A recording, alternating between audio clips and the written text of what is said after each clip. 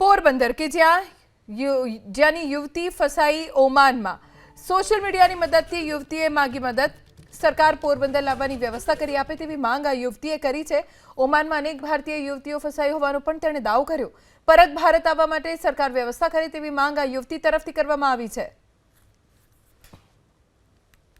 આખા ગુજરાત નહીં પણ બધા રાજ્યને હું એવી અપીલ કરું છું કે કોઈ પણ છોકરી એજન્ટના ભરોસે ઓમાન કે દુબઈની વિઝા ન લગાવે અને પછી જો રિટર્ન થવાનું તમે કહેશો તો તમારી પાસે 3.5 લાખ રૂપિયાની માંગણી કરે છે. અને મેં મારા એજન્ટને ખાલી એટલી માંગણી કરી કે મને એક ઇન્ડિયન ફેમિલી ગોતી આપો, તો એને મને મા અને બેન સુધી ગાળું આપી અને મને બ્લોક કરી દીધી છે અને પૈસા લઈ લીધા છે મારી પાસેથી. અને એવું મને ધમકી આપી કે જો તું વધારે કાંઈ પણ બોલીશ તો તને ત્યાં મારી અને જેલમાં નખાવી દઈશ. અને જેવું તેવું મારી સાથે બિહેવ કરે છે. હવે એમ્બેસી એવું કહે છે કે અમારાથી હેલ્પ થતી હતી એટલી અમે તમને કરી આપી, હવે અમે હેલ્પ ન કરી શકીએ, હવે જે પણ કરશે એ કોર્ટ કરશે. તો કોર્ટ માટે જવા માટે નથી મારી પાસે પૈસા, નથી મારી પાસે સરખી રહેવાની જગ્યા, નથી જમવાની જગ્યા, તો હું ક્યાં જાઉં? અહીંયા એક ઇન્ડિયન ફેમિલીએ મારી હેલ્પ કરી, થોડા ટાઈમ મને સાચવી, હવે કેટલો ટાઈમ એ પણ એ સાચવે મને.